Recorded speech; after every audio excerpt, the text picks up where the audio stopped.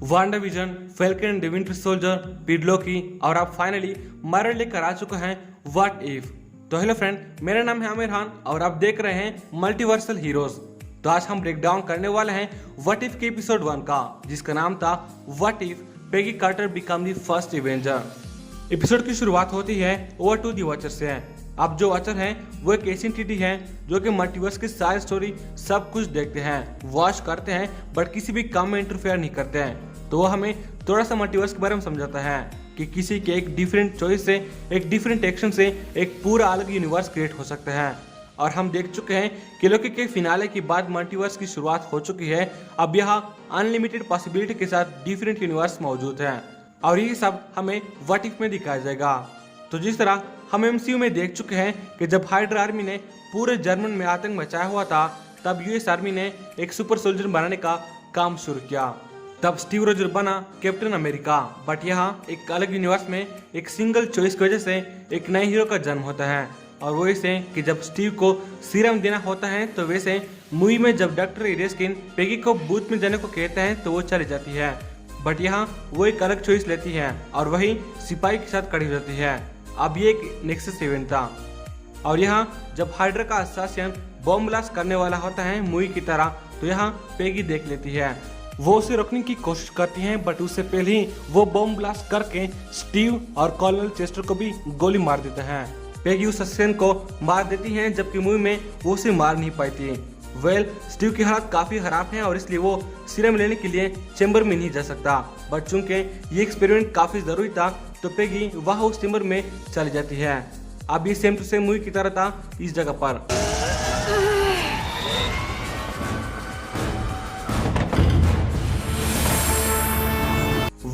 Peggy quarter बन जाती हैं सुपर सोल्जर और हमारा स्टीव वही का पतला रह जाता है। यहाँ पर कॉलोनल फ्लिन आ जाते हैं जो कि पेगी से खुश नहीं है और उसके खून की काफी सारे सैंपल ले रहा है ताकि फ्यूचर में वो उसे कुछ और सुपर सोल्जर बना सके। पेगी काफी गुस्सा होती है, बट हमारा स्टीव उसे शांत कर लेता है और यहाँ पर दोनों बात भी करते हैं डांस की। यहाँ पर वो दोनों डांस करेंगे, जिसके बाद टेंसबर्ग चर्च को दिखाते हैं जो कि हूबहू मूवी की तरह होता है। रेड स्कल टेसरेट को ले लेते हैं और यहाँ हॉवर्ड, पेगी और फ्लिन इस बारे में बात कर रहे हैं। हॉवर्ड उसे कहते हैं कि अगर आज रात हम टीम के साथ हमला करें तो हम टेसरेट को हासिल कर सकते हैं, जिसके लिए कॉलोनल फ्लिन तो तैयार नहीं था, बट हॉवर्ड और पेगी होते हैं। और हॉवर्ड पेगी के लिए एक सूट और एक शील्ड भी देते हैं, जिसके बाद वो बन जाते हैं कैप्टन कार्टर और फैसला कर लेती हैं कि वो खुद अकेले लड़ेगी उस जगह पर और टेसरेट को वापस लेकर आएगी। और वो ऐसा करती भी हैं। पेगी जाती हैं और हाइड्रा आर्मी का रास्ता रोककर उसकी खूब पिटाई करती है और वहां से टेसरेट को उठाकर ले आती है, जिसको लेने के बाद हॉवर्ड टेसरेट का इस्तेमाल करके मार्क 1 का सूट तैयार कर लेते हैं, जो कि मूवी में नहीं हुआ था क्योंकि तब हॉवर्ड के पास इतने ज़्यादा रिसोर्सेज नहीं थे और तब हाइड्रा के वेपन इतने ज़्यादा एडवांस इसलिए थे क्योंकि उसके पास टेसरेट था, तो उसका टेसरेट का इस्तेमाल करके काफ़ी एडवांस हथियार बना लेते हैं। लेकिन अब चूंकि हॉवर्ड के पास है तो वो मार्क 1 का सूट तैयार करता है स्टीव के लिए, चूंकि वो सीरम नहीं ले सका। बाकी कुछ सोल्जर को किसी ने पकड़ा हुआ होता है, तो कैप्टन कार्टर जाती हैं उसको छुड़ाने के लिए और यहाँ मदद के लिए पहुंचता है हमारा हाइड्रा स्टॉम्पर। जी हाँ, हाइड्रा स्टॉम्पर, जिसमें स्टीव रोजर बैठा हुआ है। हाइड्रा स्टॉम्पर का मतलब यानी कि हाइड्रा को कुचलने वाला। अब ये वाला सूट आयरन मैन के मार्क 1 की तरह है, बट उसने तब वो कचरे से बनाया था, जबकि ये टेसरेट की मदद से बना हुआ है, तो ये काफी एडवांस है। सोल्जर को फ्री करने के बाद यहाँ पर स्टीव बोलता है let's hear for captain Carter, जबकि मूवी में ये लाइन बक्की ने बोली थी कैप्टन अमेरिका के लिए कि let's hear for captain America. उसके बाद स्टीव और पेगी दोनों टीम की तरह लड़ते हैं एक काफी वक्त के लिए। उसके बाद रेड स्कल अपने मुंह से इंसानी मास्क हटाकर अपना खूबसूरत सा मुखड़ा सबके सामने लाता है और उसके बाद आता है ट्रेन वाला सीक्वेंस। ये मूवी में भी था। यहाँ बकी ट्रेन से गिरने वाला होता है कि कैप्टन कार्टर उसे पकड़कर बचा लेती है। बकी कहता है कि तुमने तो मेरा हाथ उकाड़ ही लिया था। अभी एक रेफरेंस था मूवी की तरफ, जब बकी गिरा था तो उसने अपने एक हाथ खो दिया था। उसके बाद वो विंटर सोल्जर बनता, बट अब ऐसा कुछ नहीं होगा। उसके बाद ट्रेन में जो बम होते हैं वो पड़ जाते हैं, जिसके बाद बाकी सब तो बच जाते हैं, लेकिन स्टीव गिर जाता है। इस मूवी पर सबको लगा था कि शायद अब स्टीव विंटर सोल्जर बनेगा और ये काफी मजेदार भी होगा अगर ऐसा हुआ होता, बट ऐसा कुछ नहीं होने वाला। पेगी काफी परेशान होती है बट हावर्ड उसे कहते हैं कि उसे कुछ नहीं होगा जब तक उसके पास वो सूट है, और ऐसा होता भी है, वो बिल्कुल ठीक होता है। बट रेड स्कल ने सूट से टेसरेट को ले लिया होता है और सूट में अब कोई भी चार्ज नहीं, बिकॉज टेसरेट ही उसका एनर्जी सोर्स था। वेल यहाँ पेगी ने अर्नम जोला को पकड़ा होता है।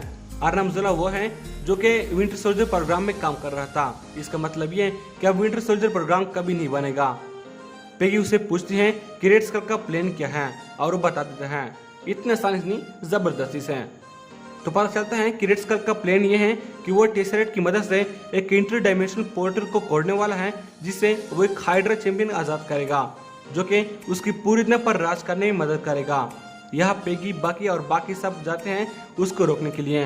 बाकी को स्टीव मिल जाता है। स्टीव बिल्कुल ठीक ठाक है, बस उसके सूट में थोड़ा सा चार्ज नहीं है, इसलिए वो सूट को थोड़ा सा चार्ज कर लेते हैं, बट वो देर तक टिक नहीं पाता।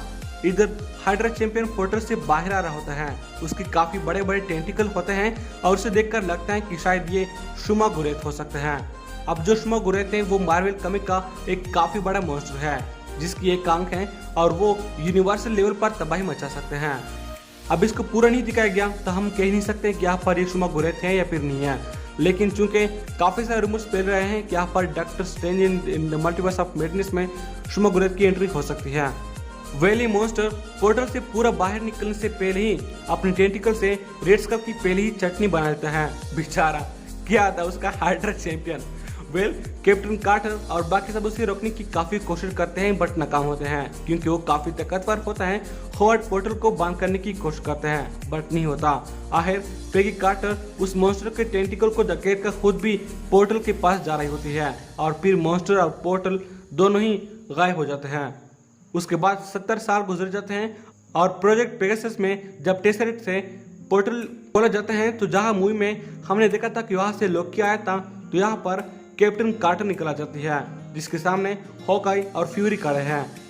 पेगी फौरन पूछती हैं कि स्टीव रोजर कहाँ है। अब यहाँ ये बात पता चलती है कि जिस तरह हम सभी देख सकते हैं पेगी वैसी है, और यहाँ पर उसने सबसे पहले स्टीव के बारे में पूछा। तो अंदर जिस डायमेंशन में वो उस मॉन्स्टर के साथ लड़ रही थी वह टाइम कुछ और था और यहाँ कुछ और है। यह 70 साल गुजर चुके हैं, बट वह उसके लिए काफी कम टाइम गुजरा है, लेकिन वो थोड़ी इत्मीनान भी है कि यहाँ पर हम जंग जीत चुके हैं। अब ये सब देखा हमने एपिसोड 1 में। ओवरऑल एपिसोड काफी ठीक था, ज्यादा चीजें इसमें नई नहीं थी, बट जो भी था काफी अच्छा था। शो की एनिमेशन काफी बड़ी थी और साथ में वॉइस भी ऑलमोस्ट सभी ओरिजिनल एक्टर ने अपने अपने कैरेक्टर को दी है इस पूरी सीरीज में। तो आप लोग आने एपिसोड के लिए कितना एक्साइटेड हो और आप लोग को आज का वीडियो कैसा लगा कमेंट सेक्शन में जरूर बताइएगा। साथ में अगर वीडियो अच्छी लगी हो तो नीचे का जो रेड स्कल की तरह आपको लाल रंग का जो सब्सक्राइब बटन दिख रहा है, तो उस पर एक हथौड़ा मार के, उस पर एक मुक्का मार के उसे ग्रे बना दो, लेकिन स्क्रीन को मत तोड़ना। साथ ही में घंटी पर भी प्रेस कर दो ताकि आपको इस तरह के और मजेदार वीडियो सबसे पहले मिले।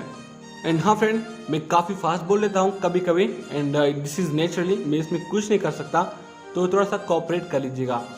तो हम चलते हैं, and thank you for watching.